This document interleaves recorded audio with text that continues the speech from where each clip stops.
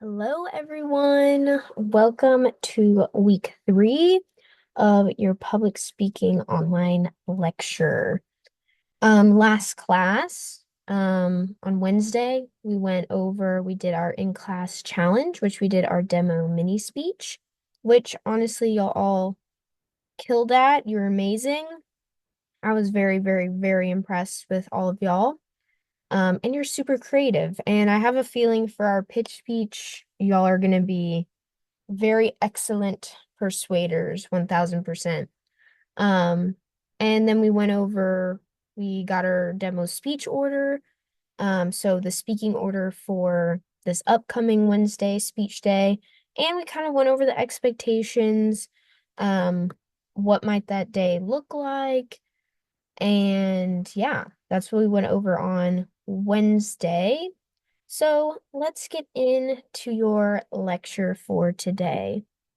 So today we are going to go over audience analysis and of course, again, review what we went over and then assignments for next class.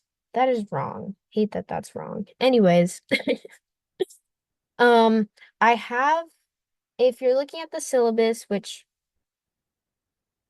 probably y'all aren't, and y'all are just going with what I'm saying, which I love the confidence in me as your instructor. But I have kind of switched up some of the topics that we have been doing. I just wanted to make sure, I guess I've never really done a 14-week course, so I just wanted to make sure we had all the information we needed to be successful for our demo speeches. So I have adjusted our topics, especially like last week and this week a little bit. So, um, originally audience analysis was supposed to be after our speech, so next week, but this is a very important factor in our demo speeches.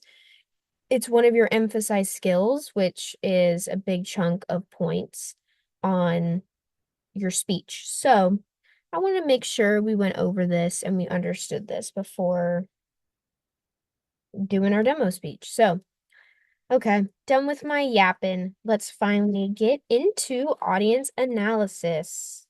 Yeehaw, so cute. Okay.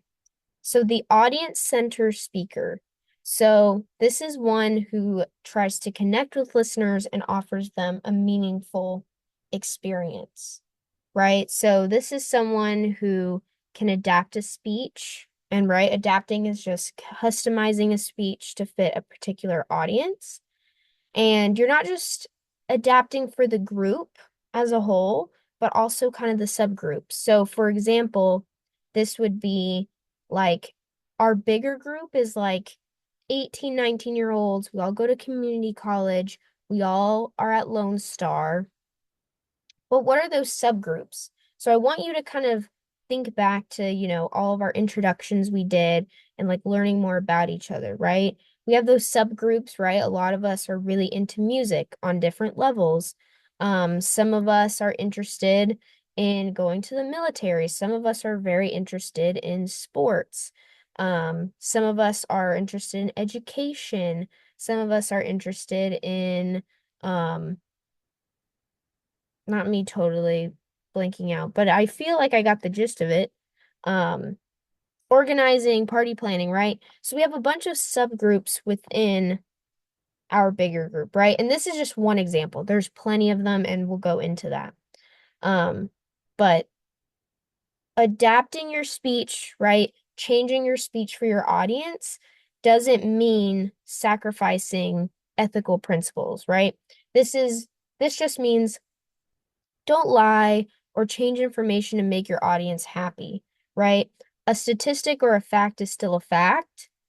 You know, you don't want to skew it, even if you're like, oh, maybe I'll skew it just like 1%. So instead of 48%, now it's 50%, right?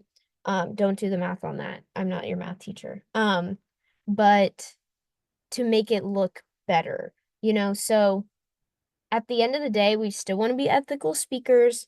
We still want to tell the truth, not lie to make our audience happy, but we want to adapt our speech nonetheless to relate more. So think less about making our audience happy, but more about relating to our audience and changing them depending if it's from a hostile audience to a friendly one. We'll get more into that, but this is just us adapting, adjusting our speeches to fit our particular audience. Okay, my technology skills are about to show. We're going to see how this is. I apologize if this blasts your happy. They were stoked about this 45-day, 45-point plan, right? He couldn't help himself, literally, and then because it's like when he stood up, right? He was waiting for that applause, but his audience was a hostile audience. So they were not interested in him and his accomplishments, and he didn't like that. So he adapted his speech, right?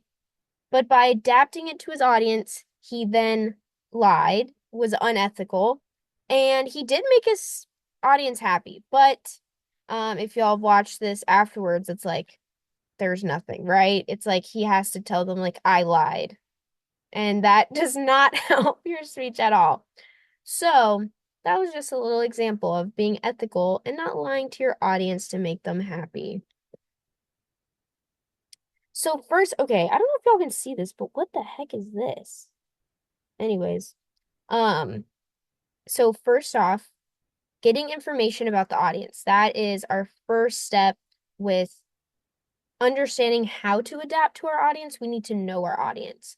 So in this case, right, in this class, we have a pretty great start, right? We've done our intro speeches.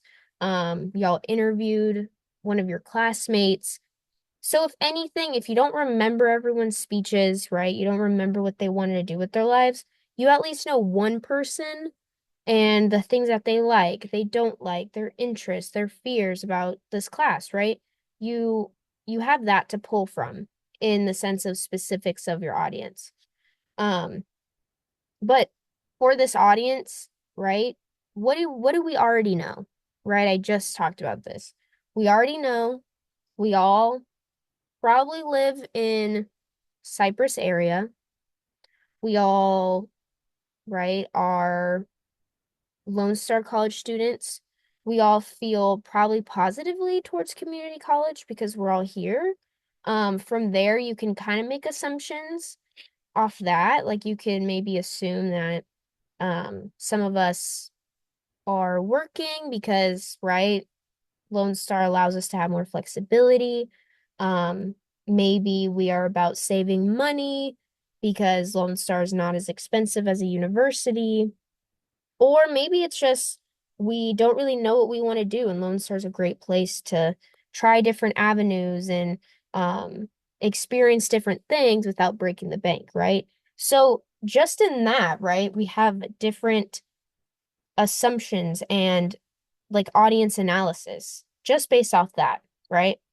But say you didn't have that experience, right? First, we can do some interviews to get more information like we did in this class, right? Through this, you find out their knowledge level, their attitudes about certain topics. What do they need, right? What are those needs that they're looking for? Their different interests and backgrounds. Um, and then another aspect of it, right? Say it's not this classroom, but the details of the occasion, the purpose of the event, other speakers who will be there, the size of your audience, the time limit, right? This also changes how you do a speech, right? When I'm planning for class, I have y'all, which is like I think we're 11 people, 11, 12 people in this class. Where my class I teach right after this class is my intro to communication, which has 6 people, right? The way I teach y'all and the way I teach them, right? Our topics are different. This is public speaking, that's intro to communication, as well as the size of my audience, which y'all are 11, they're 6. Um, the time limit in here, I have an hour and 20 minutes, where there I have 3 hours.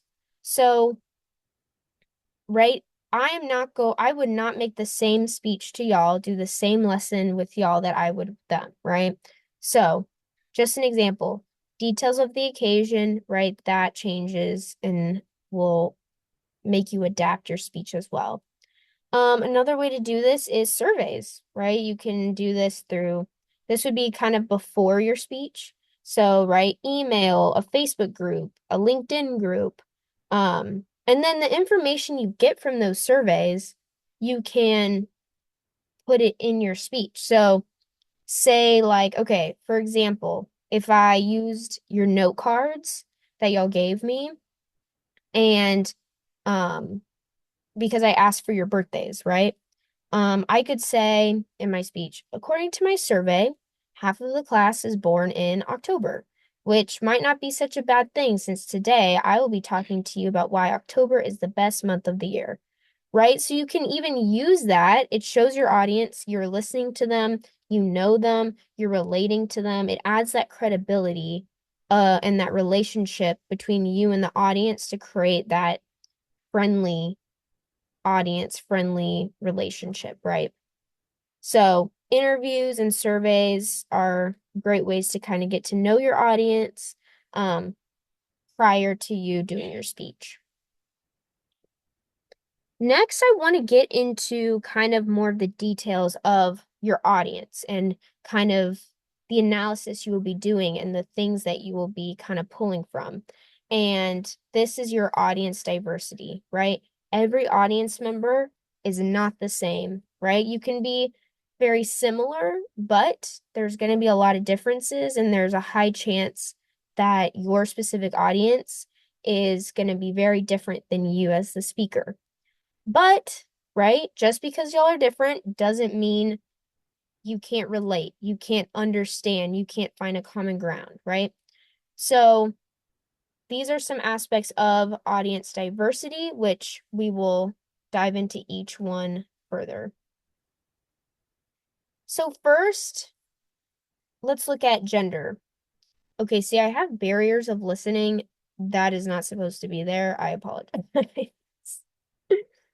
Dang, get yourself together, gal. Anyways, first off, gender. So, gender biased language is words that convey stereotypes about men or women. So, this is, for example, in your speech, you're using just him or just using her, but this is a mixed company audience, right? I know it's super little, but if someone was just saying, like, if, right, I'm a gal, so if I was just saying she, her, hers, I don't know all the rest of them, but um, then, right, my male audience members might be kind of like, okay, does this pertain to me? Like, you would notice, right? Even though it's so little, it's going to be obvious. You're going to be like, wait, is she talking to me? Is this applicable to me? You would think about it. Um, Even for example, like if um one of us did an example of or was talking about like the medical field, and we only used the term or only used the pronoun he, right? So like the doctor, he did blah blah blah, or the doctor, or as doctors, he, him, blah blah blah, all the things, right?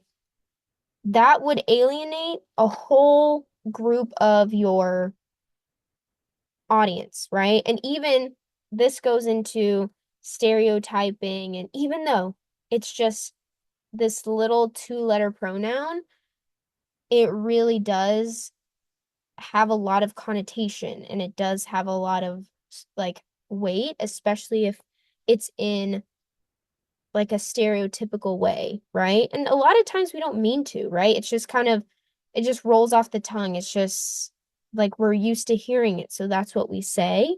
But again, you're preparing a speech, you got to be aware of these things because this could knock you down as a credible speaker, right? And creating that friendly audience. Um, and again, right, using certain pronouns doesn't account for more gender fluid audience members, right?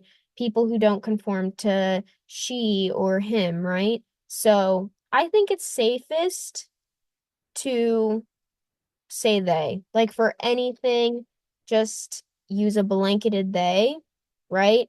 You get everyone on the same page, right? Instead of saying like, when people are like his slash her, they, boom, easy, easy, easy.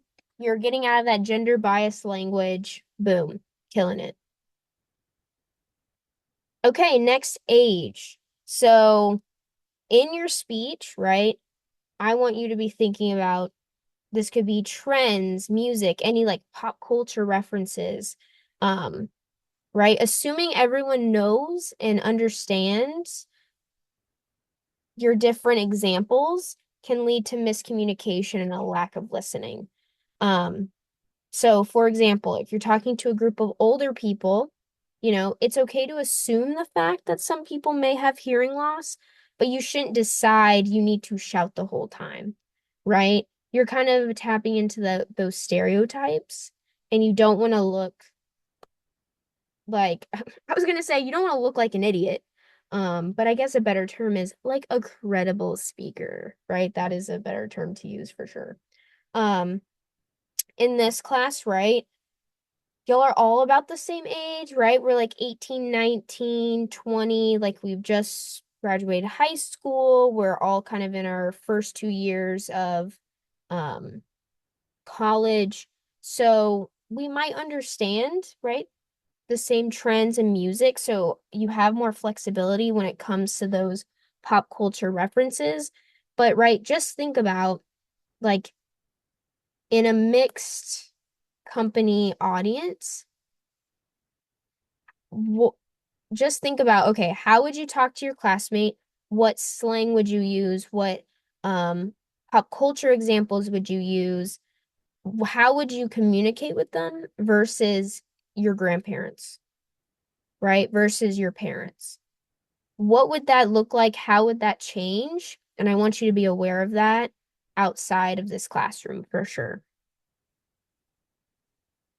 Okay, next is educational background.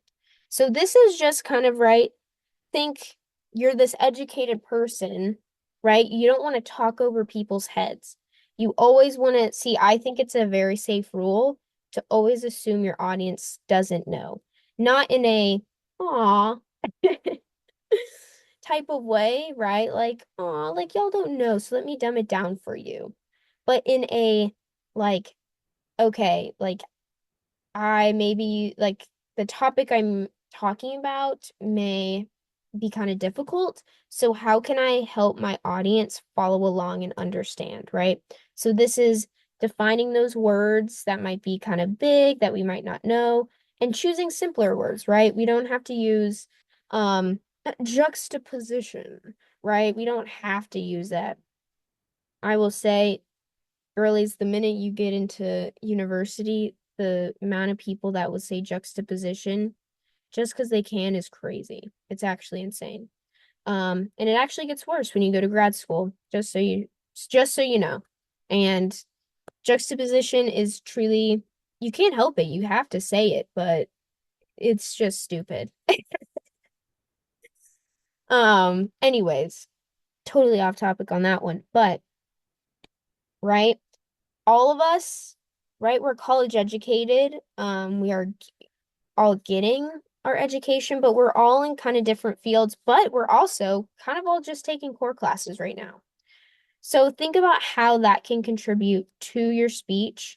But also think in the future when we're all graduated, we all got our cute little degrees on our walls. Um, Still thinking about how can I relate to all audience members and um make sure we all understand. For example, I'm calling out one of y'all, Alex. Oh shoot. We have DJ Alex and we have Violin Alex. Okay, Violin. See, I can't remember y'all's last names. Violin Alex. I think Alex B. Alex B. Right? He understands music a lot. He's probably the head honcho of music in the sense of composing and breaking down notes and oh gosh, I don't even know. I don't even know, right? And if he's going to teach us how to do something, for our speech, for his speech, right? He can't be using words that like only a musician would understand, right? He has to think about, okay, what would non-musician people, how can they best understand, right? And choosing simpler words and breaking that down for us. Okay, Alex. That's your coaching session. Boom. Okay, next. Occupation. So if you're talking to a group of fast food workers versus a room of lawyers, right? Literally, what does that look like? Using people's jobs can be used as examples or supporting facts in your speeches, which is very, right? It adds that relevance. It makes sure you and your audience know, like, okay, like they know what they're talking about. We're on the same page. Um, for example, right? Our man Drew, he wants to go into the Marines, right? If he was talking to a whole room of Marines or people who are wanting to enlist in the military, right? He can use military lingo and it's going to make sense. Where if he were to use military lingo with all of us, we might be a little bit question mark going on, right?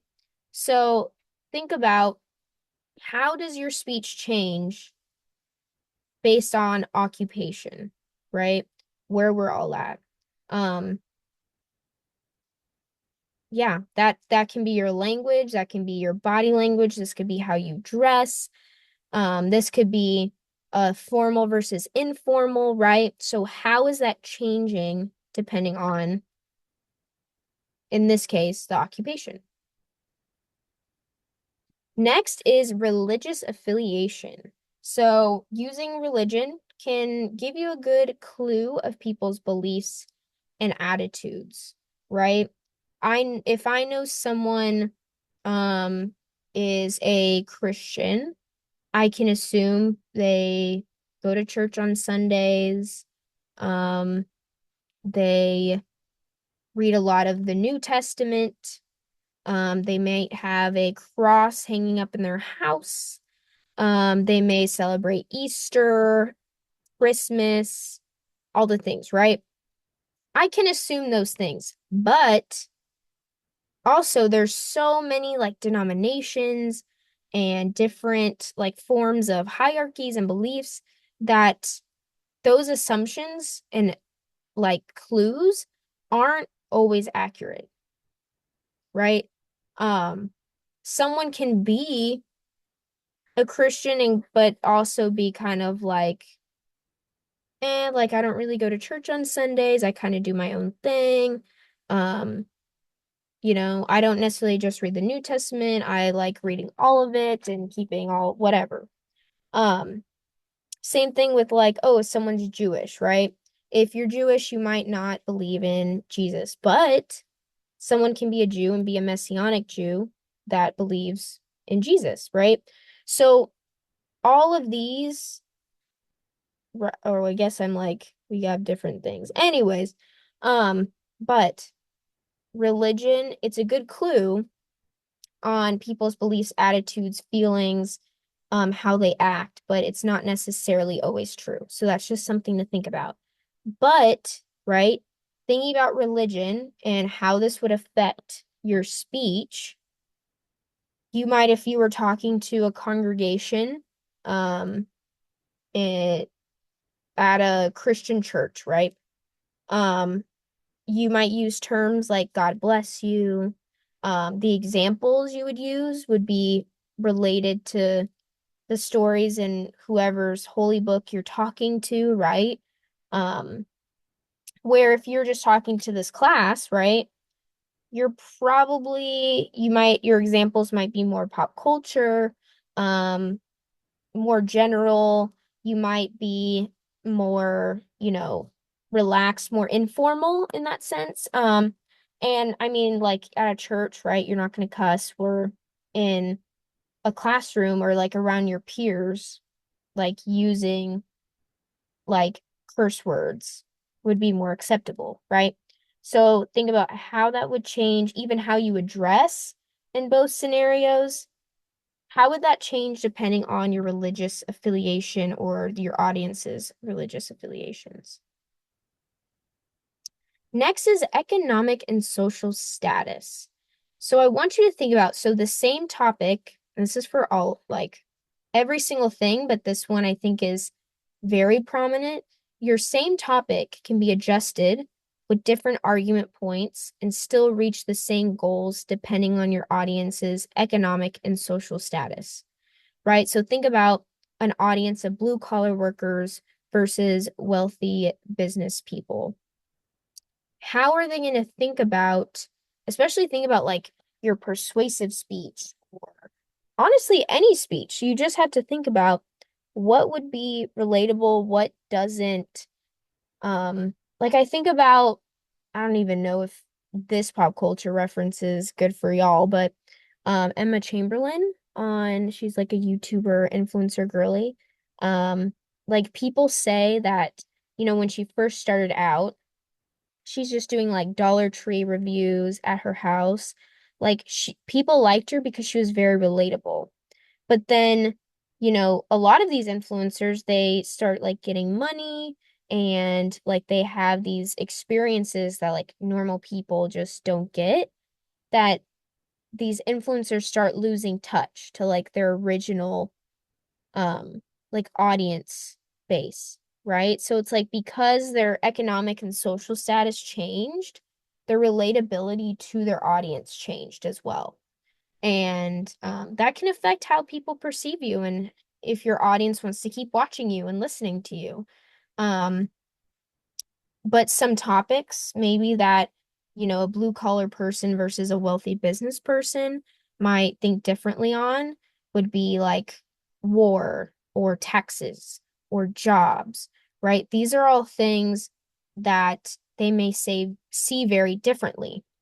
But I want you to think about, especially if we're doing like our persuasion speeches, right?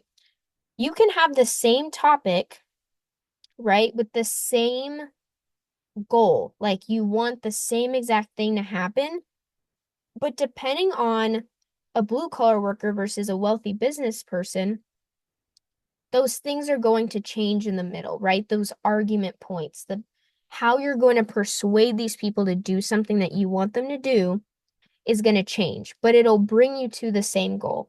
Say, I want all of us to, or I want to convince an audience that um, getting into photography is very important for, the average Joe, like middle class, low income crew, right? They're going to be concerned about, okay, well, I can't afford the equipment, or, um, I won't have time. So my argument points would be, affordable um photography cameras and starter kits or whatever.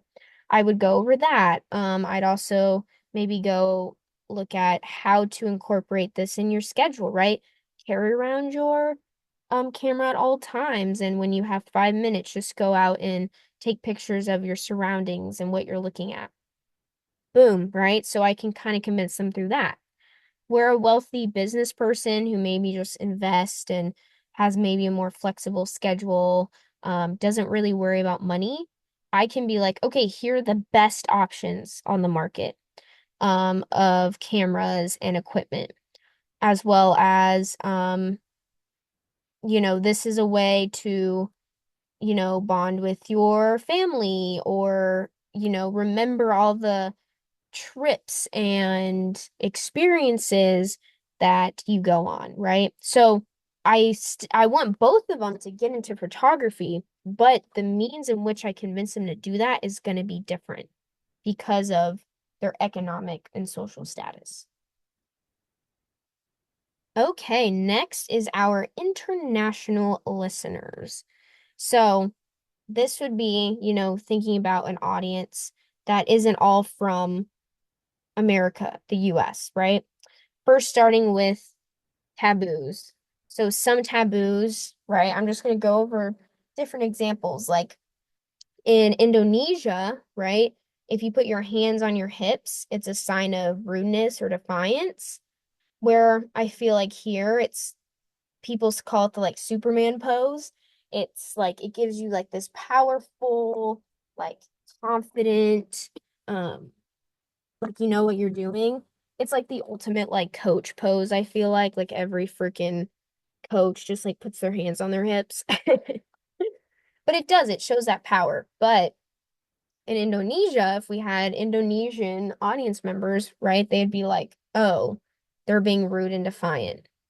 Um, in some Native American cultures, it is considered taboo to mention the name of a deceased person. So, say you're doing a speech, and I can't believe this is my first example I thought of, but Michael Jackson, right? They might be offended by that. Um, in India, it's considered taboo to eat beef, because cows are considered sacred animals. Like how imagine how messed up it would be if you did a demonstrative speech on how to cook a hamburger to an Indian audience. That's the ultimate um not being a audience-centered speaker right there. That would go over very badly. You'd have a very hostile audience, if we may. Um, and in some parts of Africa, it's considered taboo to point with your finger, which I feel like sometimes here too. I remember, I don't know if y'all grew up with this, but I remember a lot of times, like, if I'd point, people be like, pointing's rude. Me, as you know, I literally point at y'all in class. So I hope I'm not offending my audience in this sense. If I am, let me know. So those are kind of like taboos to think about, right? These are just some examples, but they give you the idea of what to think about, what to be aware of. Some nonverbals, oh gosh, in like the 90s, um, this is how I call it. I call them Baby Bush and Daddy Bush, which is George H.W. Bush and George W. Bush. But George H.W. Bush, Daddy Bush, he was like in Australia, and there's all these like protesters. I think they were students. It was over something. And he was driving by in his car and he threw up the peace sign at them, but he did it like backwards, like this. So, which meant in Australia, like literally the middle finger here. So then all these Australians are like, oh my gosh, the United States president was flipping us off. So you see where that could be different, where he was trying to say, I'm with y'all, peace, like peace, hope, love, right? Um, Another example is in Asia, in like Asian, African, and some Latin American countries, not making eye contact is actually a sign of respect. I don't know how many of y'all have seen 90 Day Fiance. I think this is a perfect example of like differing communication styles. Um, but there's this one for my 90 Day Fiance girlies, please correct me. But it's like this guy Patrick, and then his wife is from they have a kid, and like his brother's like the worst, but they keep him in because the drama, everyone loves the drama, but you're kind of like, can't his brother get a job? Anyways, where is she from? She's from it's like Venezuela or Colombia. It's somewhere there. But so Patrick, the husband, is like asking the dad for like his blessing over, the marriage. And I remember like the dad, like, because Patrick's making eye contact with him, but the dad wasn't. And I was super confused about this. Like, I was just like, huh? Because he ended up like literally like crying and being like, of course, blah, blah, blah, right? So I was confused why he wasn't making eye contact, but this makes sense, right? So some Latin American countries, right, not making the eye contact is a sign of respect. So he was showing respect to Patrick, where Patrick might have seen it as like not respectful. Does that make sense? So that's an example. As well as in Japan, nodding doesn't mean agreement. It just means what they hear or they heard what you said. So say, right, you're making a speech and there's a lot of people from Japan and they're nodding at everything you're saying. And you're like, oh, hell yeah. Like, I am saying the best speech in this entire planet. Um, and then afterwards, they're like, yeah, I didn't agree with you on anything. Right? That'd be a little confusing. So, nonverbals, again, important to think about as well. Um, Another thing, jargon and slang. Think of like some like jargon we use like in the US, like I'm cramming for an exam, or I'm just gonna bite the bullet, or the ball is in your court, right?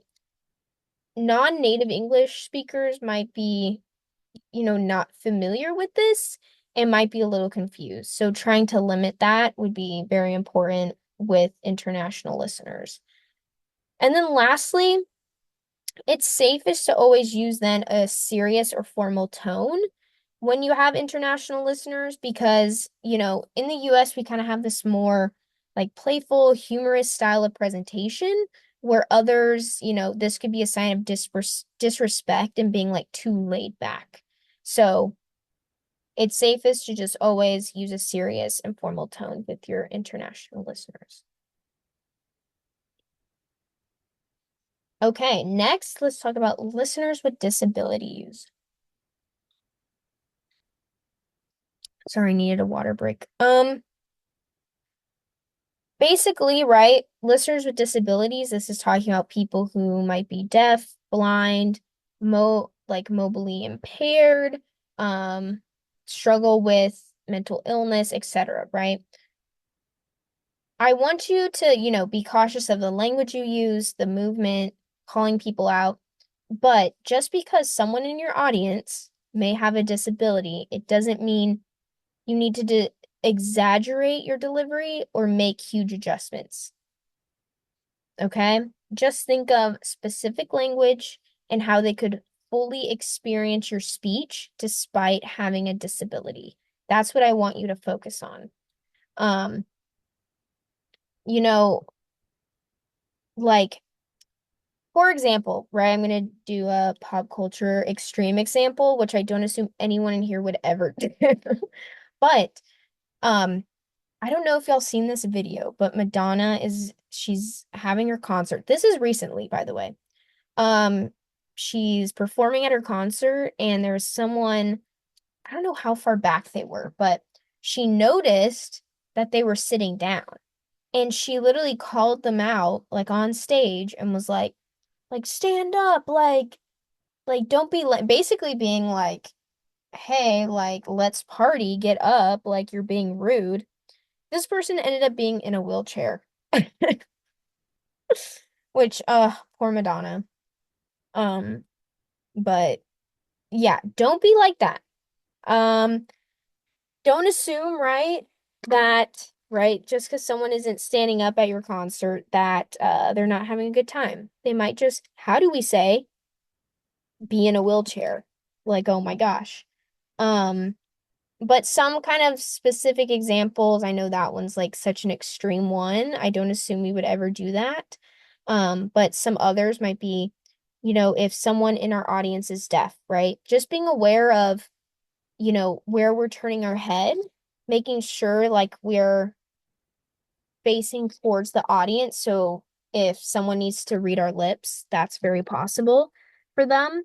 Um, if someone was blind or visually impaired, thinking about your language, like using words that could be offensive.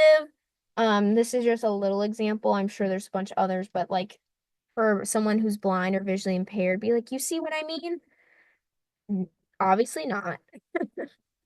So just be aware of that language, being sensitive to that. Even someone with a mental illness, like think uh, you know, someone might get up in the middle of your speech and they could be having, in that moment, just be having like an anxiety episode or a panic attack, and they just need to go in call the calm down. But imagine if, that happened to one of y'all and I called y'all out and I said, "Where are you going?" Oh my gosh, that's horrendous. That's horrifying. Um, yeah. So basically with this, don't assume your audience members are ignoring you. They are not enjoying their time, they hate you, they whatever. Remember, we all got things going on that, sometimes it's obvious to see, sometimes it's not obvious to see. And just be sensitive to it and try to think, how can every person in my audience experience this despite a disability? Okay, so now that we've gone over, the different diversity of audience, which is gender, age, educational background, occupation, religious affiliation, economic and social status, international listeners, and listeners with disabilities, I want us to get into our audience psychology. So, the audience psychology, I'm breaking this down into interest level and attitudes. So, interest level is if an audience is fully into it versus an audience who is not interested, right? So it's if your audience is fully they very a friendly audience, they know what you're talking about, they're excited about it, they're interested in it, right? You can be more technical. You can use those definitions. I'm going to call out Violin Alex again, but say he's doing a speech in front of his music. Oh gosh. I'm assuming he's in a music class of some sort. He doesn't have to define those things he would have to define for us, right? He wouldn't have to, he can get more technical. He can break things down and kind of the things sometimes that are if you're not interested in it, the boring parts, you know, people who love it, that is oh my gosh, they're so into that. They love it. You don't have to create that interest, right? Your topic itself is already interesting. Where an audience who is not that interested, you need to think about how can you make things lively and exciting to someone who literally doesn't care at all, right? I think about this class, right? I want to, there's a difference between someone who took this class, really wanting to learn and improve their public speaking skills. I could be more technical. I could just give y'all definitions, just technical terms and really break down all the intricacies of it. Um, versus, the people who are just here because they have to get the degree, right? Then I should make things more lively and fun and think about how can I get y'all engaged? Make sense? Um, so interest level, that kind of will make you adapt your speech depending on who you're talking to. And then attitudes, right? Um, this is so these are all the different things, right? Their attitude towards the speaker, which is you, their attitudes towards the goal or your thesis or whatever you're talking about, and their attitude towards the occasion itself. And so each one of these can be unfavorable, neutral, or favorable, right? That's that hostile to friendly audience. So when you're going in there, right, you're speaking to our class. Okay, how do they feel about you? Right? Are they unfavorable, neutral, or favorable? The topic that you're talking about, how do they feel about it? Unfavorable, neutral, favorable. The occasion itself, what are they feeling? Think about the Michael Scott video we saw, right? The speaker, right? They were kind of neutral to him. Probably unfavorable to neutral in there, right? They didn't really know who he was, they didn't really care. Then the topic itself, right? The reason that they were all meeting, very unfavorable. The occasion, very unfavorable. So they should have thought about all these things and thought about how can I move my hostile audience to either a neutral or a friendly audience, right? So being aware of your attitudes of your audience, especially when we start getting into that persuasive speech, our last speech, this will be very, very helpful when making those arguments for sure.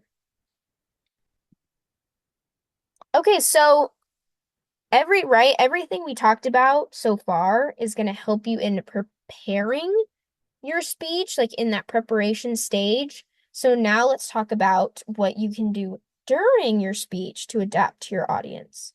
Um, so first is try to overcome barriers to communication. Um, right? This is kind of like the you didn't plan for it. So say people are doing the lawn outside the window and it's super loud and it's distracting. Or the lights are flickering in the classroom and we can't do anything about it. Or people walking in late, right? What are ways that we could overcome each of these? I think, right, humor is the best thing. I think some of these you have to touch on. It's like the elephant in the room where your audience is not going to listen and be distracted until it's addressed, right?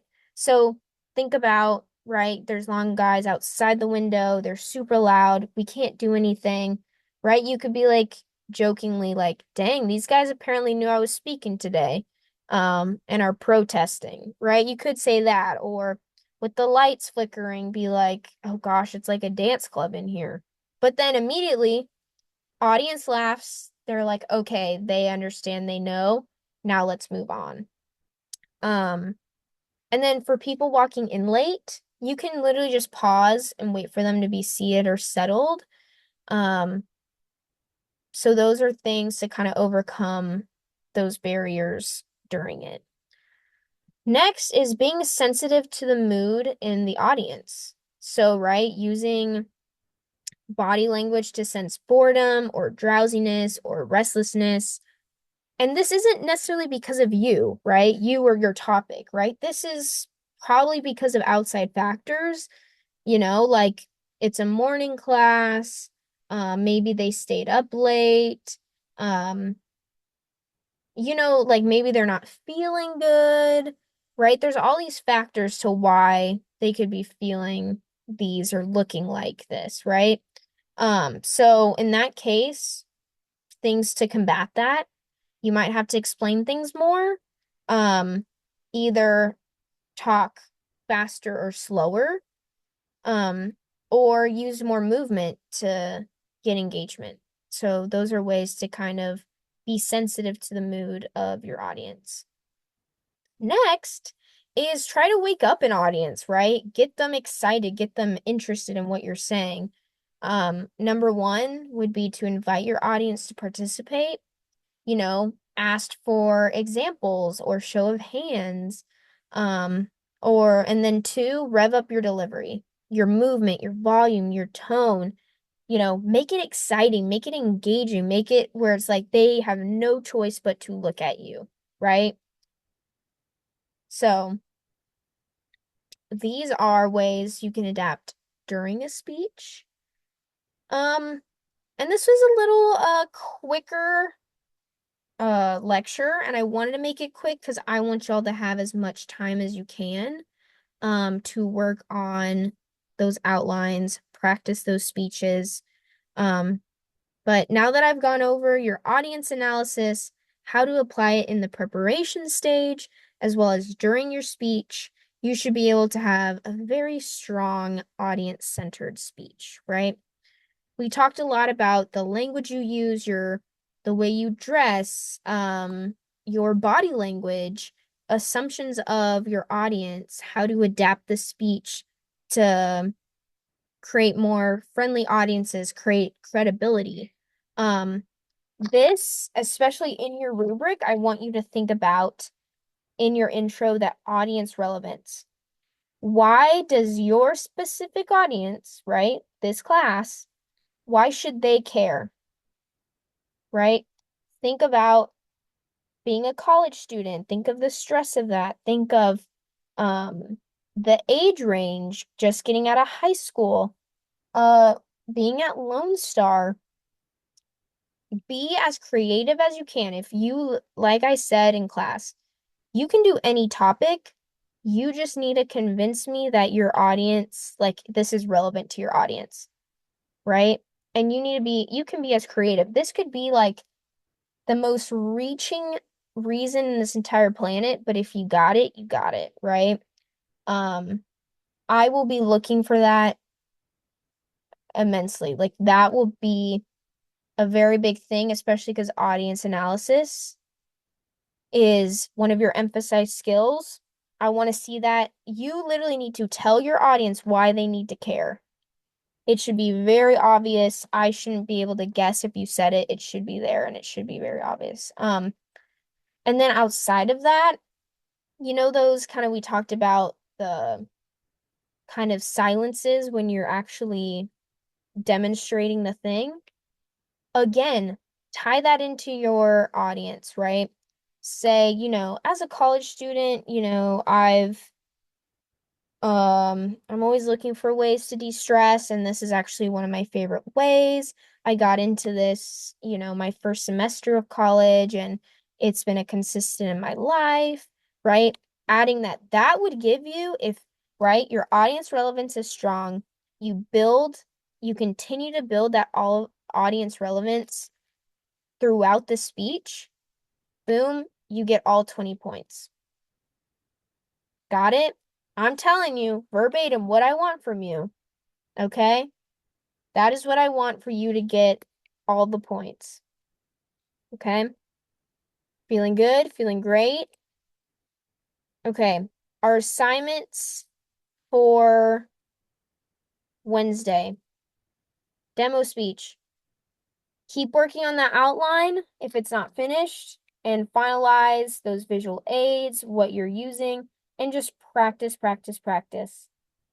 Practice this out loud, practice this in front of, at least one person you trust, get feedback from them.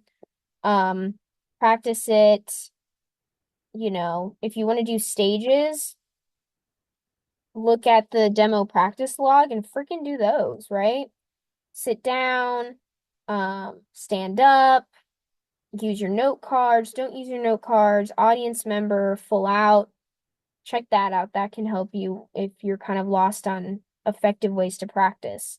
But remember your outline is due 10 a.m. Before your speech. If I do not have this, right, number one, I won't let you speak. If I'm kind enough to let you speak, you cannot get a grade until this is filled out and turned in, right? You will have a 0. So turn that in 10 a.m. speech day. And then some out of class challenges that, right? These aren't, you don't need to do these, right? It's just, I just need 15. Um, so if you're doing the math and you're like, hey, like I am definitely going to need these, do it, right? You can do them now, you can do things later. The world's your oyster. We have a bunch of different options. But if you want to get those challenge points right now, we have our out of class challenge, which is the demo practice log, which will be due 10 a.m. on speech day. And then we have our out of class challenge, schedule a coaching session with me, which Tuesday will be the last day. So I believe in the assignment on D2L, it shows you Mondays, like what days I'd be available in person. And then then I'm very flexible with Zoom times. Um, Tuesdays, I'm usually free all day. So just email me, right? Is it going to be a planning session where we go over your outline and I help you with that? Or is it a delivery session, which I would prefer that to be in person, but I understand our schedules are kind of wonky, so I can possibly do that over Zoom. We'll try it out and see how it goes. Um, so day, time, Zoom or in person, and then whether it's a planning or a delivery coaching session. Um, Other than that, make sure you read that announcement I put on D2L that has our speaking order and a bunch of different information. Make sure you go over that rubric. If you are able to say yes or no to each thing, right? Literally go through your own speech and grade from the rubric as if I were, and that will tell you exactly what you need to work on. Um, for Wednesday, I know we already talked about this and it's in D2L, but I want to make sure everyone is in their chairs, visuals out and ready, note cards ready, outlines already turned in by 10:30. I want us to start at 10:30 to make sure everyone is able to go and I'm not cutting anyone off or rushing anyone. I want to make sure everyone has plenty of time. So make sure you are there at least minimum 10 minutes early for class. If you are running late, please email me. Please let me know, but make sure that is the day you are not late. Um, if you're late, we will start without you. And if you miss your speaking time, then we'll see if we have extra time at the end. And if we don't, you miss it, right? Um, so don't be that guy. Let's all make sure we start at 10:30. Um, and yeah, feel free to email me with any questions, comments, concerns, and I will be available for y'all for our speaking day. I am so, so, so excited. I know this is a very quick turnaround, but we are going to learn a lot. I promise you, your demo speech is going to be the most nerve-wracking out of all of them because it's our first speech. You don't know our process for the day, kind of just knowing, like what to expect. That's kind of hard and that kind of leads to uneasiness. After this speech, right, things will get easier. You know exactly what to expect, how I grade, what I'm looking for, etc. So remember, go back to those notes about managing nervousness, how to help before, during, and right before your speech. And if you follow all those, y'all are going to kill it. Y'all are going to do amazing. Just make sure you practice. Make sure you fill out the whole outline. You don't skip anything. And make sure you make some good, effective note cards, front only, that will help you in case your mind goes blank or you get stuck. Okay, everyone. If there are no, I'd say as if you could, but no questions, comments, concerns, please email me. I will be here. Keep working on those outlines, and I'm excited to see y'all on Wednesday. Bye.